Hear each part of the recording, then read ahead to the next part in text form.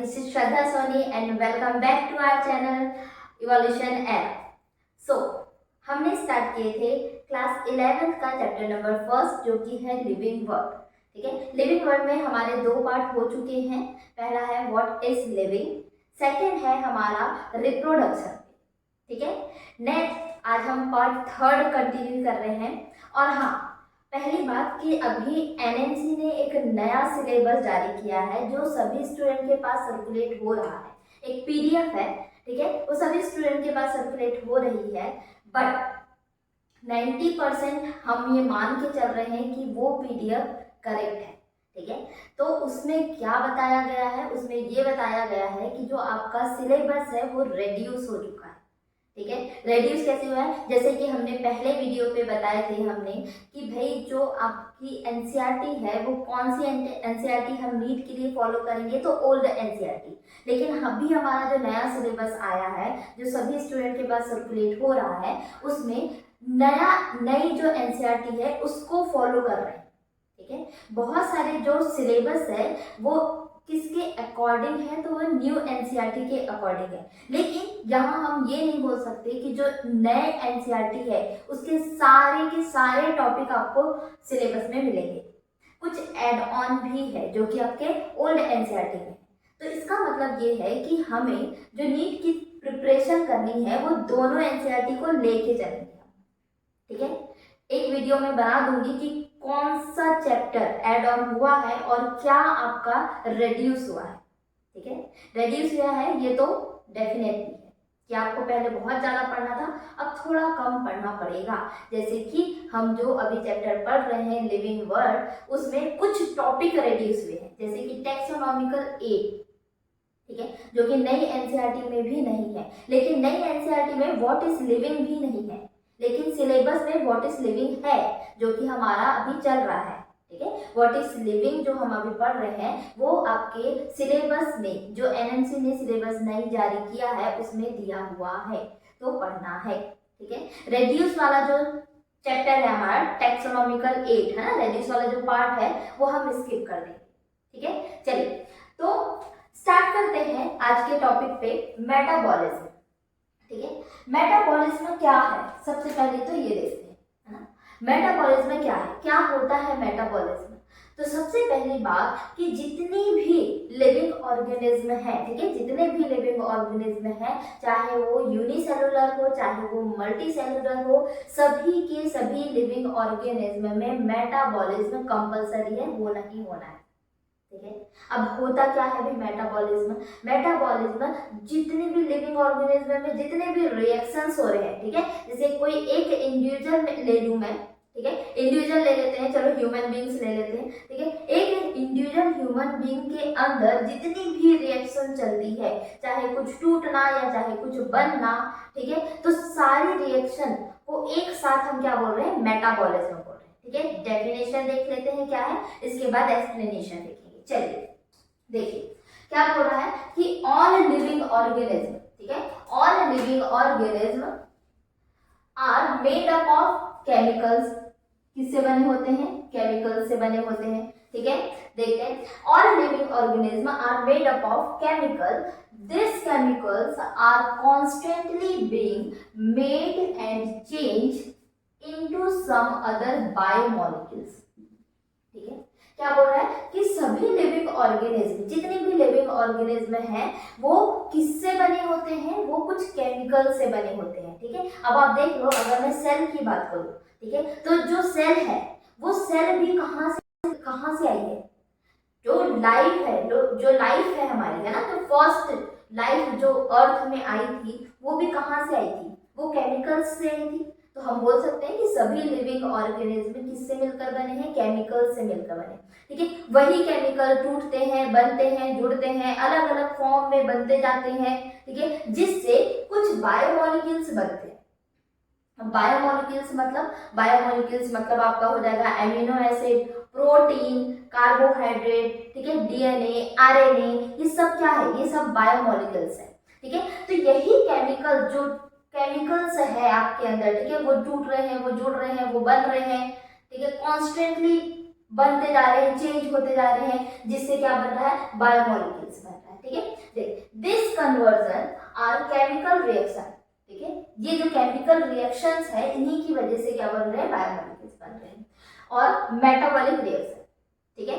तो जितनी भी जो बायोमोलिक्यूल बनने के लिए जितना भी केमिकल रिएक्शंस हो रहे हैं उसको और क्या बोल सकते हो आप, मेटाबॉलिक रिएक्शन बोल सकते हो, ठीक है। नेक्स्ट देखते हैं, the sum of total all the chemical reaction occurring in our body is metabolism. जैसे कि मैंने अभी आपको बताई थी स्टार्टिंग में ही कि आपकी बॉडी में जितनी भी रिएक्शंस हो रही है उस सब को एक साथ हम क्या बोलेंगे, मेटाबॉलिज्म बोलेंगे।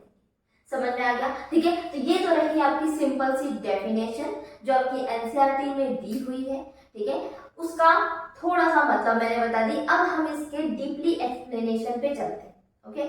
चलिए, तो अब मेटाबॉलिज्म के ऊपर थोड़ा डिटेल देख लेते हैं, ठीक है। अभी तक हमने डेफिनेशन की बात की कि मेटाबॉलिज्म होता क्या है एज अ डेफिनेशन, ठीक है। अब थोड़ा एक्सप्लेनेशन, थोड़ा सा कॉन्सेप्ट देख लेते हैं मेटाबॉलिज्म के ऊपर।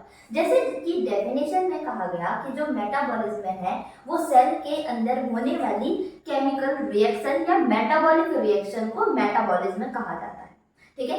तो यहाँ पे देखिए कि अगर मैं मेटाबॉलिज्म की बात करूं तो मैं हमेशा दो प्रोसेस के बारे में बात कर रही हूँ, ठीक है। वो दो प्रोसेस जो आप समझ रहे हो वो नहीं है, क्या है, यहाँ पे देखना, ठीक है। हम एक बात करते हैं इन विवो प्रोसेस, ठीक है, और दूसरी बात करते हैं इन विट्रो प्रोसेस, ठीक है। कभी ना कभी आपने ये दो शब्द जरूर सुने होंगे, ठीक है। कहीं ना कहीं तो जरूर सुने होंगे कि भाई इन विवो क्या होता है और इन विट्रो क्या होता है। नहीं सुने हो तो कोई बात नहीं, ठीक है। इन विवो का मतलब क्या होता है, इन विवो, ठीक है। इन विवो का मतलब होता है inside the cell, inside the cell. इसका मतलब ऐसी प्रोसेस जो सेल के अंदर हो रही है, चल रही है, उस प्रोसेस को क्या बोलोगे, इन विवो प्रोसेस बोलोगे, ठीक है।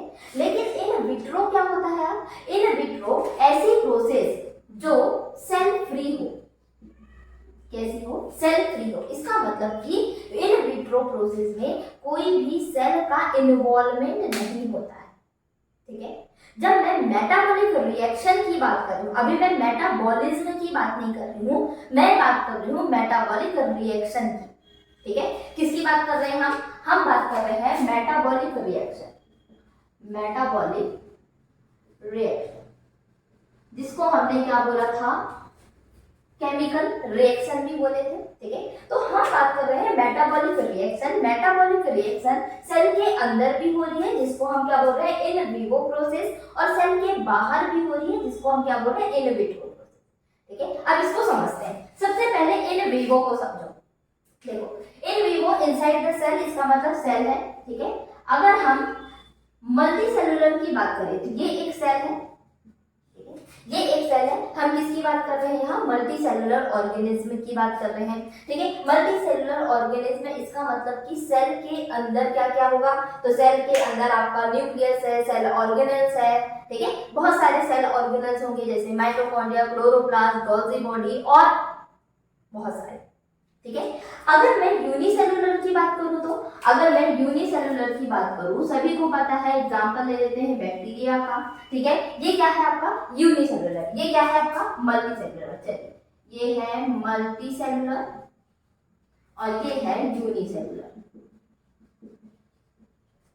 Unicellular organism. अगर हम यूनिसेलुलर ऑर्गेनिज्म की बात कर रहे हैं तो यहाँ पे सिर्फ एक सेल है, यूनि, ठीक है, सिर्फ सिंगल सेल है, single cell organism. Single cell है इसका मतलब कि ना ही न्यूक्लियस होगा और ना ही कोई सेल ऑर्गेनल्स होंगे।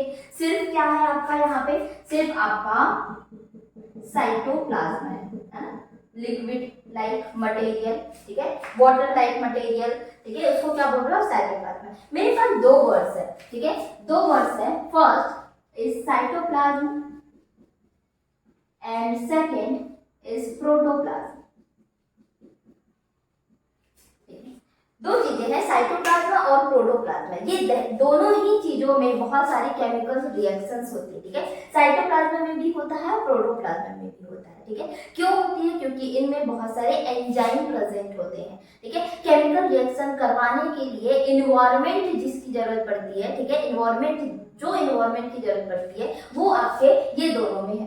पर ये दोनों होते क्या है, what is cytoplasm and what is protoplasm, ठीक है, ये बात आती है। तो देखिए साइटोप्लाज्म क्या होता है, साइटोप्लाज्म वो है जो यूनिसेलुलर ऑर्गेनिज्म में आपको आसानी से मिल जाएगा। इसका मतलब क्या है कि यूनिसेलुलर ऑर्गेनिज्म में कोई भी सेल ऑर्गेनल नहीं प्रेजेंट होता है, ना ही न्यूक्लियस प्रेजेंट होता है, सिर्फ लिक्विड प्रेजेंट होता है, ठीक है। एक सेल के अंदर वाटर लाइक स्ट्रक्चर प्रेजेंट होता है जिसको लिक्विड बोल रहे हैं, और इसी लिक्विड को बिना मिक्सचर के, ठीक है, कोई भी न्यूक्लियस कोई भी सेल ऑर्गेनल नहीं, इसी लिक्विड को क्या बोल रहे हो आप, साइटोप्लाज्म बोल रहे हो। इतनी बात समझ में आ गई।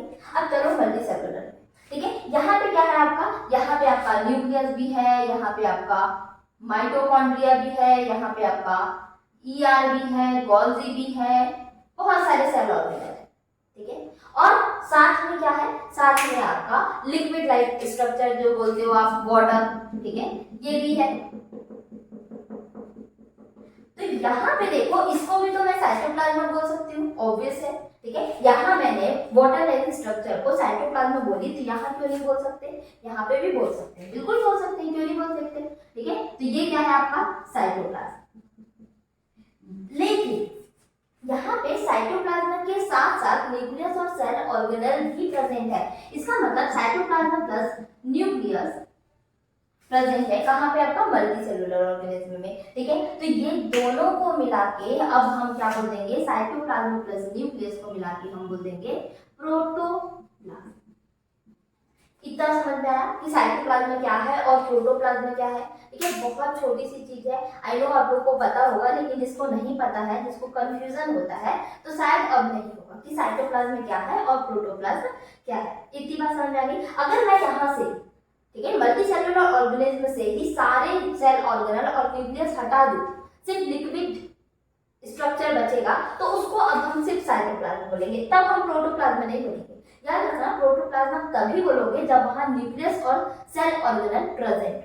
समझ में आ गई बात, ठीक है। अब यहाँ पे देखो, ये साइटोप्लाज्म और प्रोटोप्लाज्म में बहुत सारे क्या होते हैं, एंजाइम होते हैं, सॉरी, बहुत सारे क्या होते हैं आपके एंजाइम्स होते हैं। ये एंजाइम्स क्या करेंगे कि जो आपके केमिकल रिएक्शन है, जो मेटाबॉलिक रिएक्शन है, इसकी रेट को बढ़ाने का काम करते हैं, ठीक है। चलिए देखते हैं कि होता क्या है एक्चुअल में मेटाबॉलिज्म, ठीक है। हम किसकी बात कर रहे हैं, इन विवो की बात कर रहे हैं, याद रखना, अभी इन विट्रो की बात नहीं कर रहे हैं, ठीक है। हम किसकी बात कर रहे हैं, इन विवो की। चलिए, इतनी बात तो शायद आप लोग को समझ में आ गई होगी।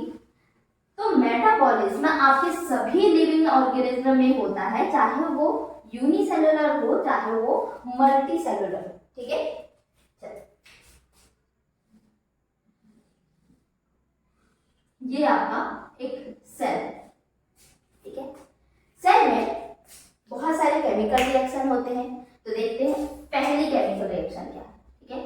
मान लो कोई एक मॉलिक्यूल है ए, ठीक है, और कोई एक मॉलिक्यूल है बी, दोनों आपस में जुड़ के एक नया मॉलिक्यूल बना रहे हैं जो कि है सी, ठीक है। पहला रिएक्शन हो गया, पहला equation complete, A plus B is equal to C, ठीक है। तो A एक मॉलिक्यूल है, B एक मॉलिक्यूल है, दोनों आपस में जुड़ेंगे तो क्या बन रहा है, एक तीसरा नया मॉलिक्यूल बन रहा है जो है सी, ठीक है। तो यहाँ पे क्या हो रहा है, ऐड हो रहे हैं, है ना, दो छोटे छोटे मॉलिक्यूल ऐड होके एक बड़ा मॉलिक्यूल बना रहे हैं जो कि है सी।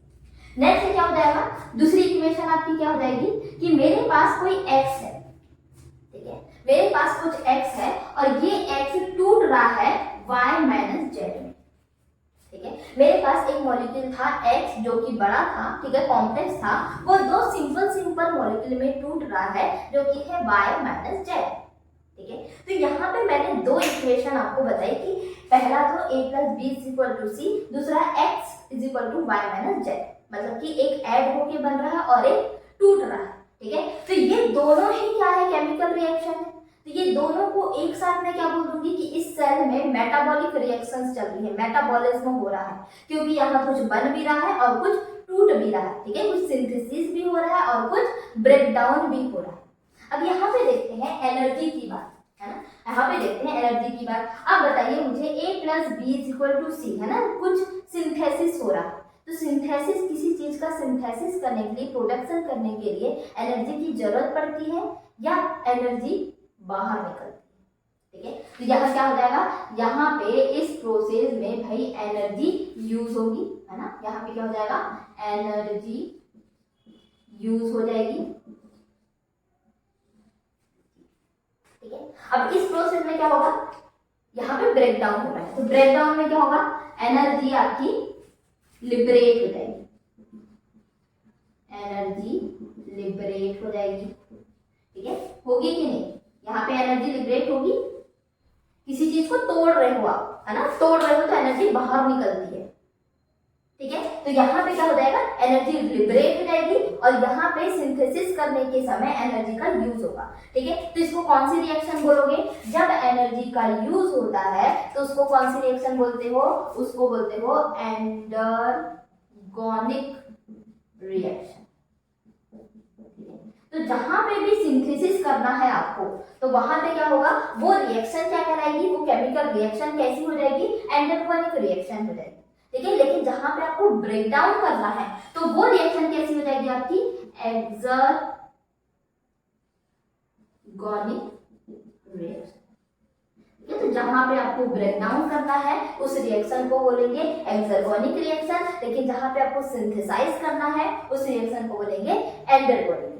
इतनी बात समझ में आ गई। ये सब किसके अंदर हो रही है, ये जो एंडरगोनिक रिएक्शन, एक्सरगोनिक रिएक्शन है, ये सब किसके अंदर हो रही है, ये सब एक सेल के अंदर हो रही है। जरूरी नहीं है मल्टीसेलुलर ऑर्गेनिज्म की बात करें, मल्टीसेलुलर, यूनिसेलुलर, सभी में यही चीज होगा। ठीक है, सभी में यही चीज होगा। तो अब मैं इन सब को कॉमनली क्या बोल दूं कि भाई ये क्या है, मेटाबॉलिज्म है। ठीक है, क्या है ये, मेटाबॉलिज्म है। अब यहाँ पे देखो, ठीक है, अब यहाँ पे देखिए कि ये जो रिएक्शंस है ये अपने आप तो नहीं हो रही है ना, इस रिएक्शन को करवाने के लिए भी मुझे कुछ चाहिए। ठीक है, अपने आप हो जाएगी क्या, नहीं होगी। ठीक है, हमारे शरीर के अंदर कुछ ऐसी चीजें हैं, ठीक है, एक लिविंग ऑर्गेनिज्म के अंदर कुछ ऐसी चीजें हैं जो ये रिएक्शन को करवाती है। तो कौन करवाते हैं रिएक्शंस को, इन रिएक्शंस को करवाने का काम है किसका, एंजाइम का। कौन करवाएगी, एंजाइम्स करवाएगी। अब यहाँ पे देखो ये एंजाइम्स भी बन कहाँ से रहे हैं, तो ये एंजाइम्स भी केमिकल्स से बन रहे हैं। ठीक है, केमिकल्स से बन रहे हैं, केमिकल्स रिएक्शन से बन रहे हैं। कैसे बनेंगे, अब यहाँ देखिए ये जितने भी एंजाइम्स है वो किससे बनते हैं, तो ये एंजाइम्स बनेंगे आपके प्रोटीन से, सुना होगा आपने। ठीक है, ये प्रोटीन किससे बन रहा है, तो ये प्रोटीन बन रहा है आपका एमिनो एसिड से, एमिनो एसिड। ठीक है, एमिनो एसिड आपस में जुड़ जुड़ के क्या बना रहे हैं, आपके प्रोटीन बना रहे हैं। इतनी बात समझ में आ गई। एमिनो एसिड क्या है, general formula C double bond OH, ठीक है, COOH, CNH3H और ये R, ये किसका जनरल फॉर्मूला है, एमिनो एसिड का। ठीक है, तो अब यहाँ पे देखिए, यहाँ पे क्या क्या है आपके, बहुत सारे एटम्स हैं, है ना, एटम्स है, क्या है, कार्बन, ऑक्सीजन, हाइड्रोजन, नाइट्रोजन। ठीक है, आर क्या है, फंक्शनल ग्रुप, अलग अलग टाइप के फंक्शनल ग्रुप जुड़ के अलग अलग एमिनो एसिड बनाते हैं।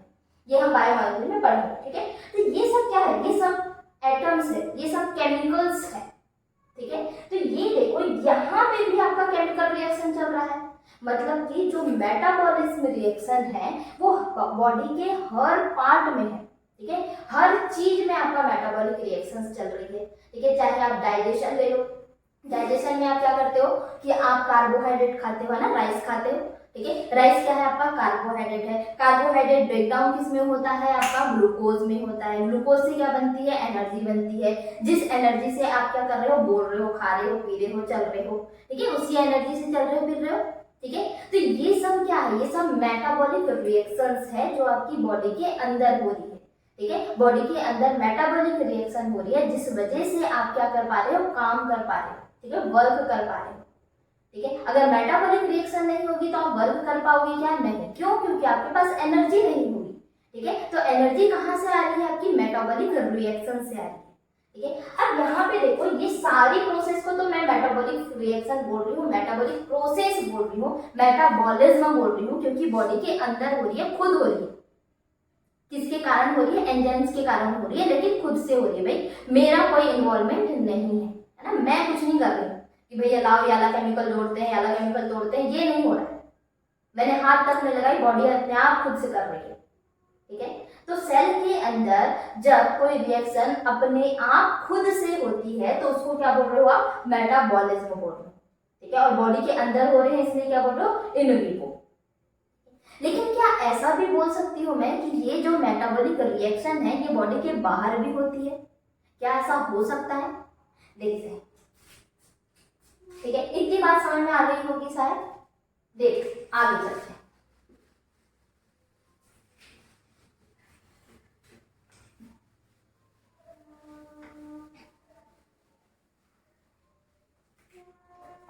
यहीं पे मैं एक काम करती हूँ कि एक मैंने ग्लास का टेस्ट ट्यूब ले लिया, ठीक है। ये क्या है? टेस्ट ट्यूब है जो कि ग्लास की, सिंपली ग्लास की है, ठीक है। लैब में जाओगे तो आपको देखने को मिल जाएगी टेस्ट ट्यूब, ठीक है। तो मैंने सिंपली ग्लास की टेस्ट ट्यूब ले ली। अब मैंने क्या कर दी, इसके अंदर जितने भी केमिकल्स चाहिए मुझे, ठीक है, जो रिएक्शन मुझे करवाना है वो सारे केमिकल मैंने यहाँ डाल दी, एड कर दी। मान लो ए कर दी इधर, इधर डाल दी बी, ठीक है। और ऊपर से मैंने इसमें एंजाइम भी डाल दी।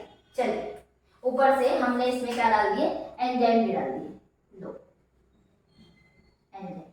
और इस एंजाइम को मैंने एक्टिव करके ही डाल दी क्योंकि अंदर पीएच मेंटेन करना बहुत मुश्किल है, ठीक है। तो हमने ये एंजाइम, एक्टिव एंजाइम डाल दी है इसमें। कहाँ पे? यहाँ पे, ठीक। रिएक्शन हो जाएगी क्योंकि एंजाइम है, रिएक्शन हो जाएगी, एंजाइम है, तो यहाँ पे सी आपको बन के मिल जाएगा। लेकिन रिएक्शन तो हो रही है। अब इस रिएक्शन को भी मैं बोल सकती हूँ मेटाबॉलिक रिएक्शन हो रही है भाई। ये रिएक्शन भी क्या है आपकी? मेटाबॉलिक रिएक्शन, मेटाबॉलिक रिएक्शन और केमिकल रिएक्शन, और केमिकल रिएक्शन बोल सकते हैं, है ना।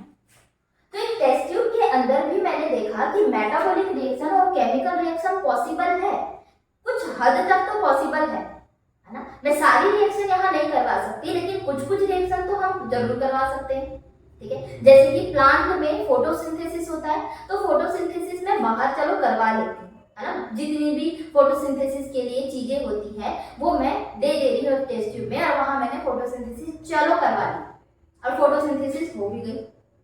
कई आपने लैब में देखा होगा कि भाई लैब में ही टेस्ट ट्यूब में एक प्लांट को प्रोड्यूस कर लेते हैं, ठीक है। तो वो भी एक टाइप का फोटोसिंथेसिस ही, चलो हो जा रहा है, ओके कोई बात नहीं। इन विट्रो, है ना, बाहर, सेल के बाहर हो रहा है। लेकिन क्या आप ये सिस्टम को एक लिविंग सिस्टम बोल पाओगे? क्योंकि लिविंग सिस्टम तो मैं उसको बोल रही हूँ जो सेल के अंदर हो रहा है, ये तो सेल के बाहर एक टेस्ट ट्यूब में हो रही है, ठीक है। और ये खुद भी नहीं हो रही है, अपने आप भी नहीं हो रही है। मैं यहाँ केमिकल डाल रही हूँ, मुझे केमिकल डालने पड़ रहे हैं, मुझे एंजाइम देने पड़ रहा है, खुद से तो नहीं हो रही है। मेटाबॉलिज्म में आप किसको बोलोगे? जो सेल के अंदर खुद से हो जाए, खुद से हो जाए। लेकिन यहाँ खुद से हो नहीं रहा कुछ। आप यहाँ पे हर एक केमिकल को दे रहे हो, एंजाइम्स को दे रहे हो, ठीक है, मेंटेन कर रहे हो बहुत ज्यादा। तो यहाँ पे ये जो सिस्टम है ये क्या लिविंग सिस्टम है? नहीं। ये कौन सा सिस्टम है? ये लिविंग सिस्टम नहीं है। तो ये क्या है आपका? लिविंग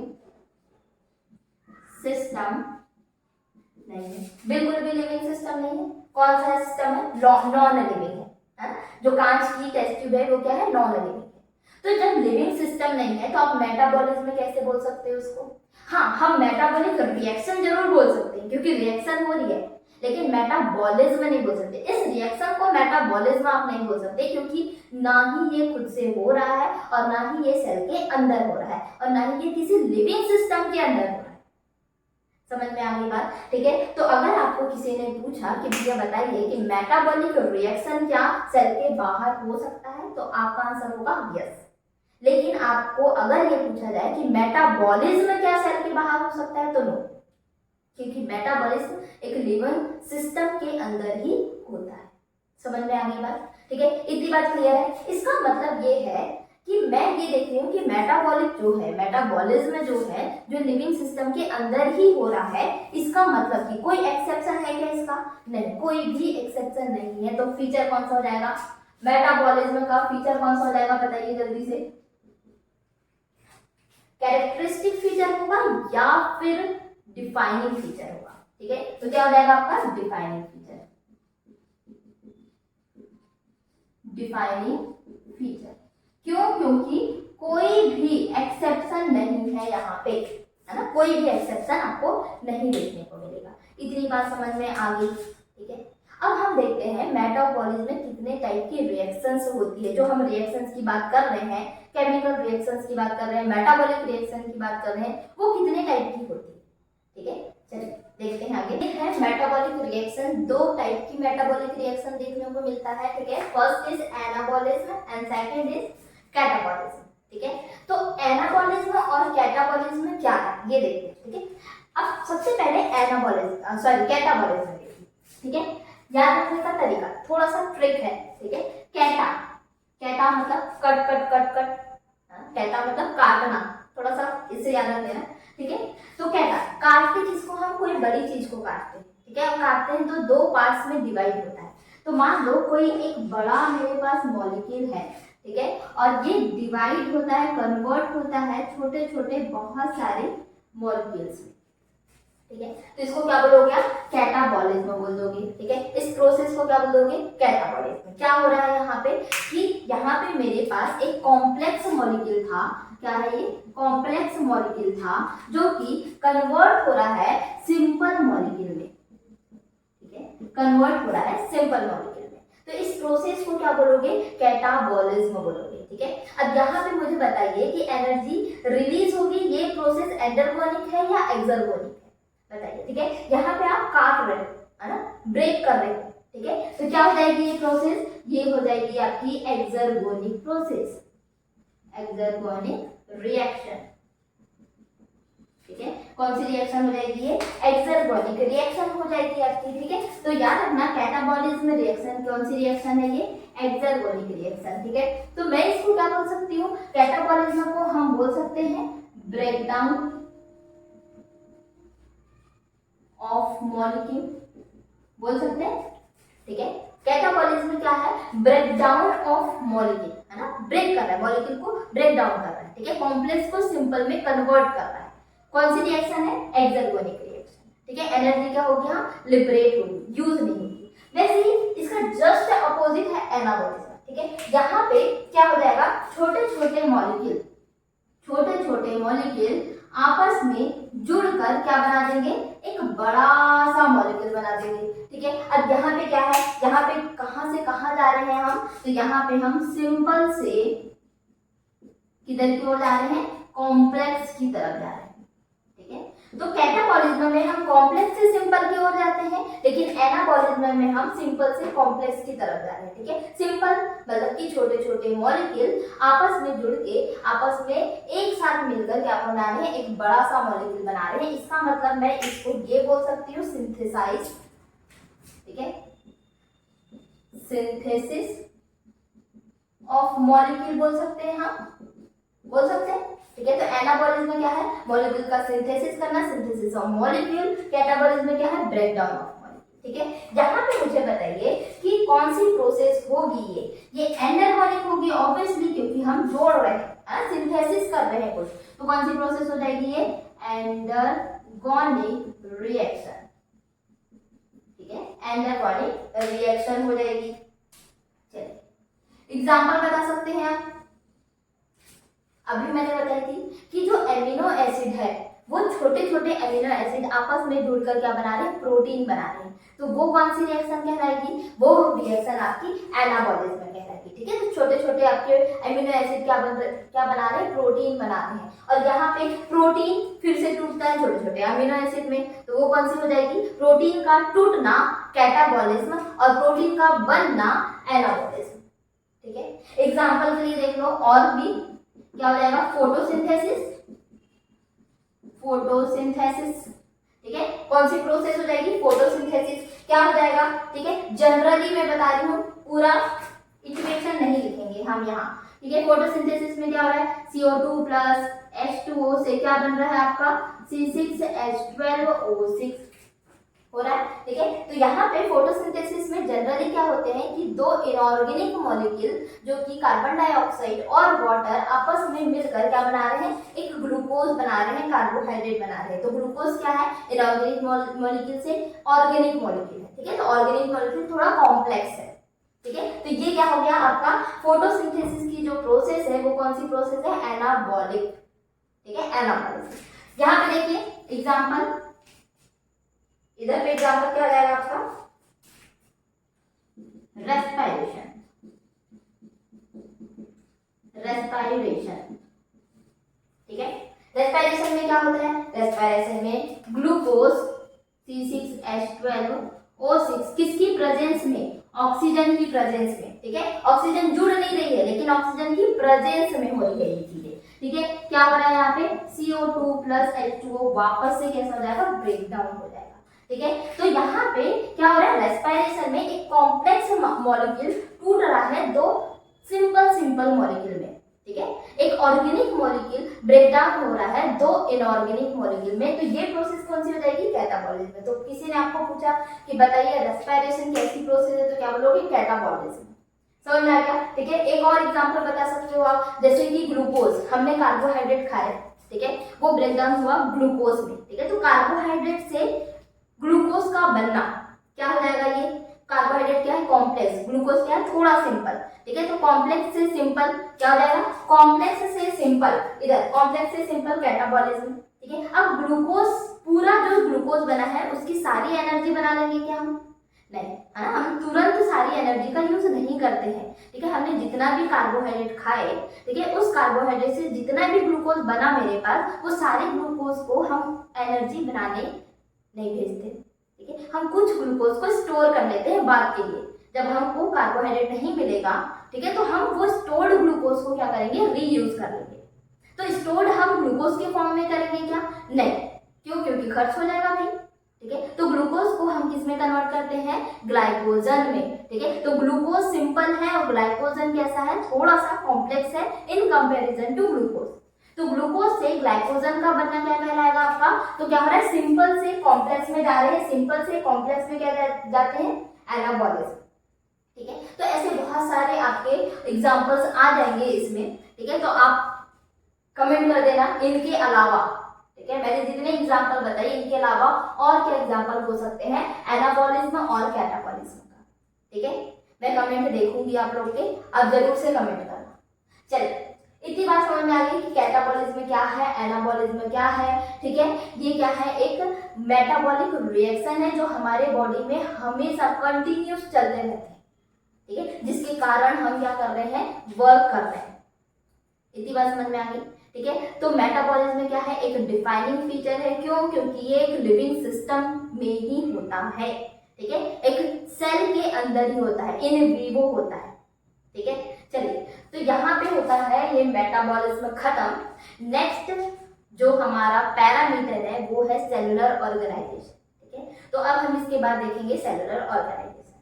चलिए, तो अब हम नेक्स्ट पैरामीटर पढ़ते हैं जो कि है सेलुलर ऑर्गेनाइजेशन, ठीक है। सेलुलर ऑर्गेनाइजेशन मतलब कि सेल का ऑर्गेनाइजेशन, है ना। तो क्या हो रहा है कि हम लिविंग ऑर्गेनिज्म की बात कर रहे हैं और हमने कहा है कि जो जितनी भी लिविंग ऑर्गेनिज्म है सारी की सारी एक बेसिक यूनिट से मिलकर बनी होती है, जो कि क्या है, ठीक है, जो क्या है, सेल, ठीक है। अगर मैं सेल देखूं तो सेल क्या है, is a basic unit of life, right. Cell क्या है, लाइफ की एक बेसिक यूनिट है, ठीक है। अगर आप देख रहे हैं कि मान लो आपने एक रूम बनाया, ठीक है, चलिए हम देखते हैं एक घर बना रहे हैं हम, ठीक है। तो घर की जो चारों तरफ की दीवारें हैं वो किससे मिलकर बनी होती है, वो ईंट से मिलकर बनी होती है। ये एक ईंट, दूसरा ईंट, तीसरा ईंट, चौथा ईंट, ठीक है, ये क्या है, ब्रिक्स है आपके। तो आपके घर की जो दीवारें हैं वो एक एक ब्रिक्स से मिलकर बनी होती है। वैसे ही आपका लिविंग ऑर्गेनिज्म, ठीक है, जितने भी लिविंग ऑर्गेनिज्म हैं वो एक एक सेल से मिलकर बने होते हैं, ठीक है। तो इनका जो ऑर्गेनाइजेशन है अलग अलग लेवल पे अलग अलग होता है, ठीक है। लिविंग ऑर्गेनाइजेशन, जो लिविंग ऑर्गेनिज्म है वो अलग अलग लेवल के होते हैं, जैसे कि मैंने यूनिसेलुलर और मल्टी सेलुलर की बात की थी, ठीक है। तो यूनिसेलुलर में कुछ ऐसे लिविंग ऑर्गेनिज्म है जो सिर्फ और सिर्फ सेलुलर लेवल के दिखेंगे आपको, कुछ ऐसे हैं जो टिश्यू लेवल के दिखेंगे, कुछ ऐसे हैं आपके, फिर मल्टी सेलुलर में आ जाओ तो ऑर्गन लेवल के दिखेंगे, फिर ऑर्गन सिस्टम लेवल के दिखेंगे, ठीक है। और फाइनली एक सेलुलर ऑर्गेनाइजेशन आपको दिखेगा जो कि एक मॉडर्न लिविंग ऑर्गेनिज्म में आपको दिखाई देगा। ठीक है, तो देखते हैं कि कैसा ऑर्गेनाइजेशन यहाँ पे होता है। ठीक है, तो क्या होता है यहाँ पे कि जितनी भी सेल्स है वो आपस में मिलकर क्या बनाती है, आपकी टिश्यू बनाती है, और टिश्यू आपस में मिलकर क्या बना रहे हैं, आपके ऑर्गन बना रहे हैं। ठीक है, और ऑर्गन ऑर्गन आपस में मिलकर क्या बना रहे हैं, ऑर्गन सिस्टम बना रहे हैं। ठीक है, तो ये सारा जो लेवल है, ठीक है, जो cellular level, tissue level, organ level और ऑर्गन सिस्टम लेवल, इन सब को एक साथ क्या बोल दोगे आप, सेलुलर ऑर्गेनाइजेशन बोल दोगे। ठीक है, तो किसी किसी लिविंग ऑर्गेनिज्म में आपको देखने को मिलेगा कि सेलुलर लेवल के होते हैं, जैसे कि प्रोटिस्टा वगैरह।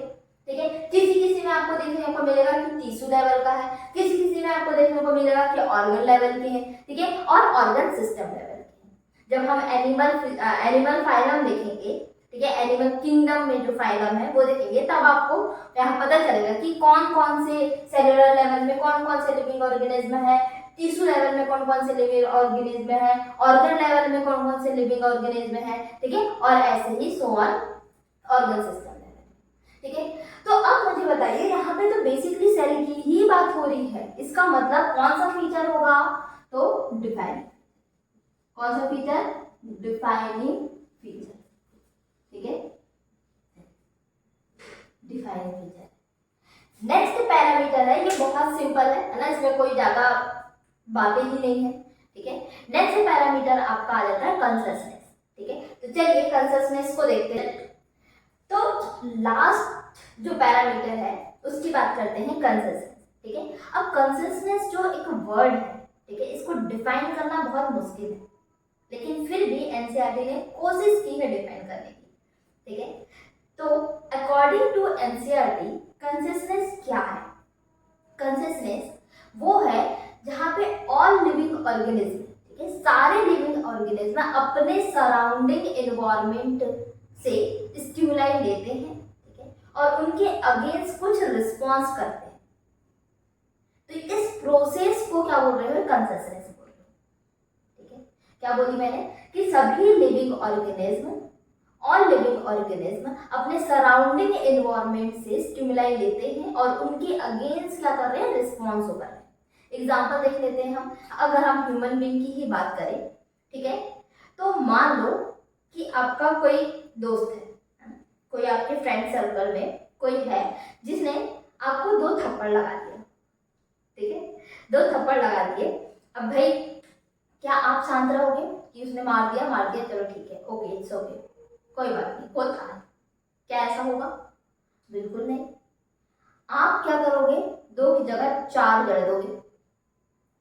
कैसे मारा है ना, कैसे मारा, तो आपने क्या किया, उसके थप्पड़ से आपने रिस्पॉन्स किया, है ना।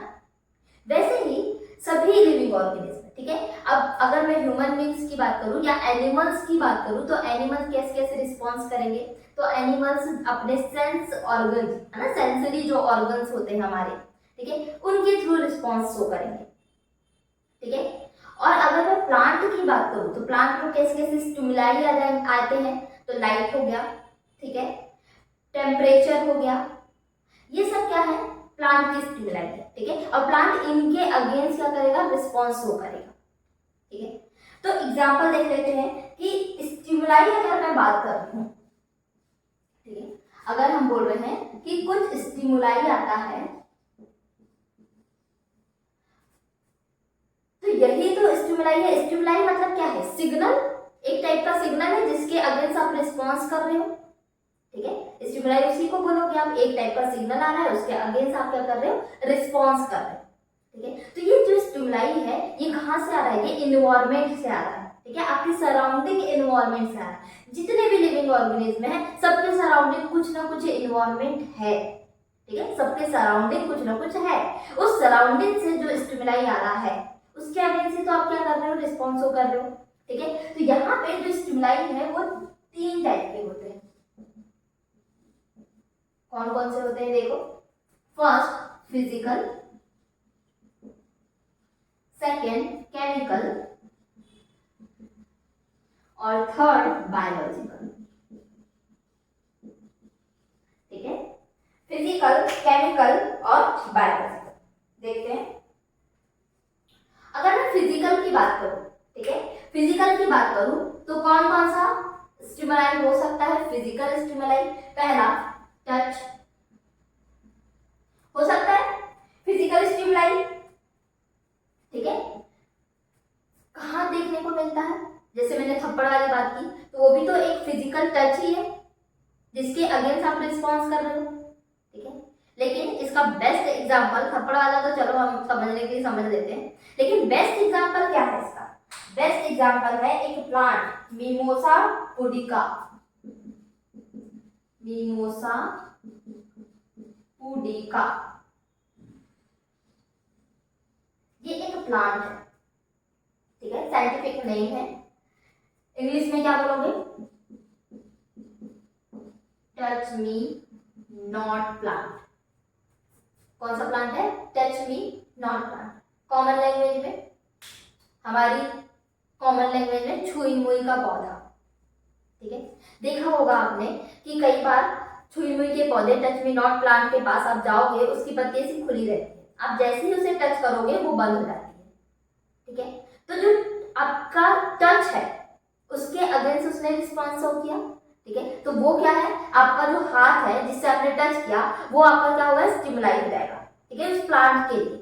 और उसका रिस्पॉन्स क्या था उसके अगेंस्ट? कि उसने अपनी पत्ती को कैसे कर दिया? क्लोज कर दिया, ठीक है। तो ये एक फिजिकल स्टिमुलाई में आ जाएगा, ठीक है, एग्जांपल याद रखना।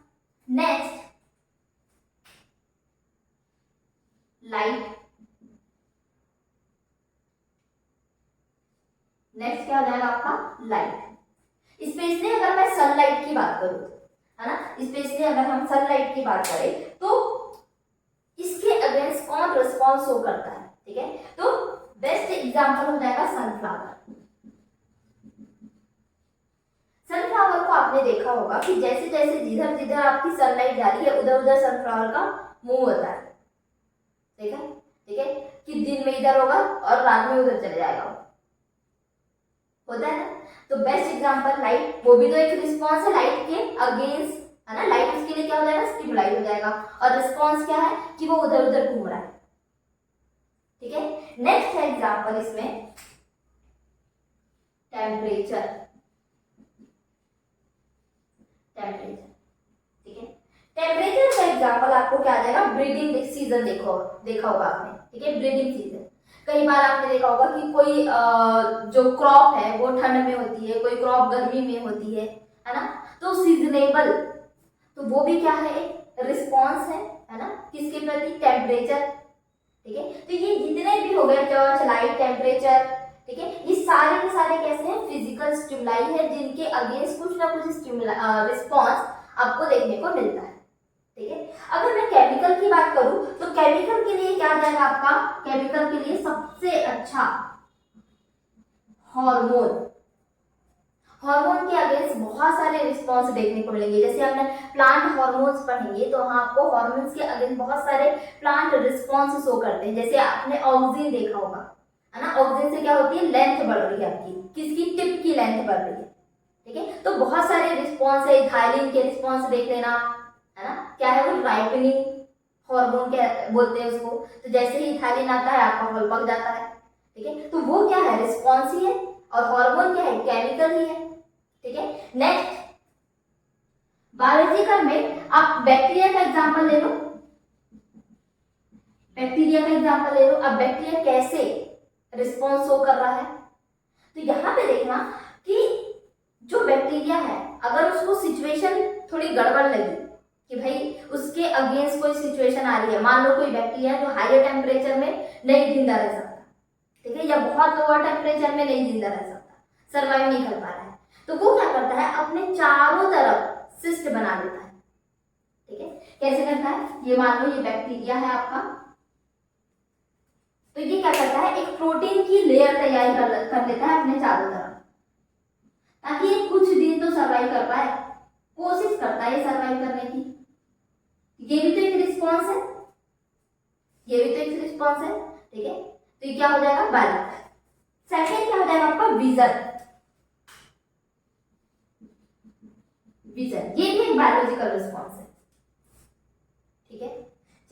तो यहाँ पे ये 3 टाइप के आपको मैंने स्टिमुलाई बता दी, एक फिजिकल, केमिकल, बायोलॉजिकल, एग्जाम्पल भी मैंने बता दी हूँ, ठीक है। इससे आपको समझ में आ गया होगा कि भाई क्या है ये, है ना, कंसिस्टेंस। तो ज्यादा कुछ नहीं है, कंसिस्टेंस सिर्फ और सिर्फ क्या है, रिस्पॉन्स शो करना है किसी स्टिमुलाई के, और कुछ नहीं, ठीक है।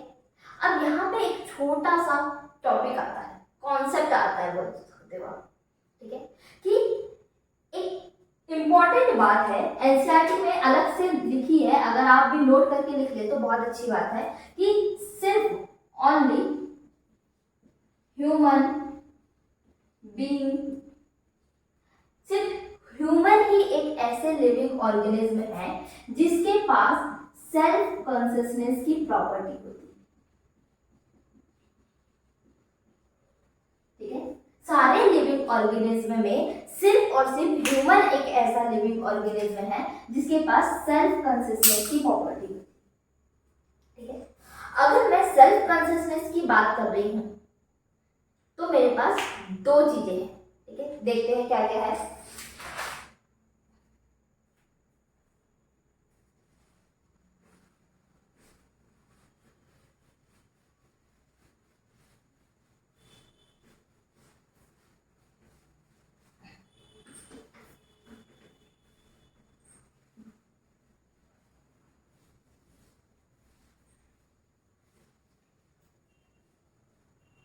ठीक है, सेल्फ कॉन्शियसनेस की प्रॉपर्टी का मतलब क्या है? सेल्फ कॉन्शियसनेस की प्रॉपर्टी इसलिए है क्योंकि आपके पास ब्रेन है ना, आपको पता है कि कब क्या करना है, किस स्टिमुलाई के लिए आपको तुरंत एक्ट करना है, ठीक है। यहाँ पे आप, जैसे आपको किसी ने आपको थप्पड़ मारा, तो ये तो नहीं होगा कि आप 2 दिन बाद एक्ट करोगे कि नहीं भैया 2 दिन पहले उसने मुझे थप्पड़ मारा था, चलो अब मैं उसे मारूंगी, तुरंत मारोगे, है ना। तो वो किस लिए है? वो ब्रेन के कारण है, वो सेल्फ कॉन्शियसनेस है आपको कि तुरंत काम कर रहा है, ठीक है। चलिए देखते हैं, अगर किसी पेशेंट में देखा जाए, ठीक है, patient with no self consciousness, किसी पेशेंट में देखा गया कि ठीक है भैया उसके पास सेल्फ कॉन्शियसनेस की प्रॉपर्टी नहीं है, ठीक, तो 2 चीजें होती है। अगर किसी के पास सेल्फ कॉन्शियसनेस की प्रॉपर्टी नहीं है तो उसके पास 2 चीजें होती है, पहला कि वो कोमा में चले गया है, ठीक है, और दूसरा कि उसका ब्रेन डेड है। 2 चीजें देखने को मिलेगी अगर किसी पेशेंट में सेल्फ कॉन्शियसनेस की प्रॉपर्टी नहीं है तो, ठीक है, या तो वो कोमा में चले गए हैं या तो उसका ब्रेन डेड है। अब मुझे ये बताइए कि इनमें से कौन सा अलाइव है और कौन सा डेड है, देखते हैं, ठीक है, कौन सा अलाइव होगा और कौन सा डेड होगा।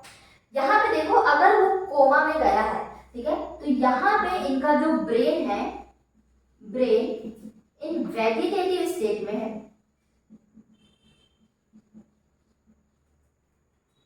यहाँ पे ब्रेन डेड नहीं हुआ है, याद रखना, अगर कोई भी पेशेंट कोमा में है तो उसका ब्रेन डेड नहीं हुआ है, वो अभी भी वेजिटेटिव स्टेट में ही है, लेकिन ब्रेन डेड में क्या हो गया, ब्रेन पूरी तरीके से डेड है, ठीक है। तो अगर इसका जो ब्रेन है वेजिटेटिव स्टेट में है तो ये कैसा है आपका, ये पेशेंट कैसा हो जाएगा आपका, ये हो जाएगा अलाइव,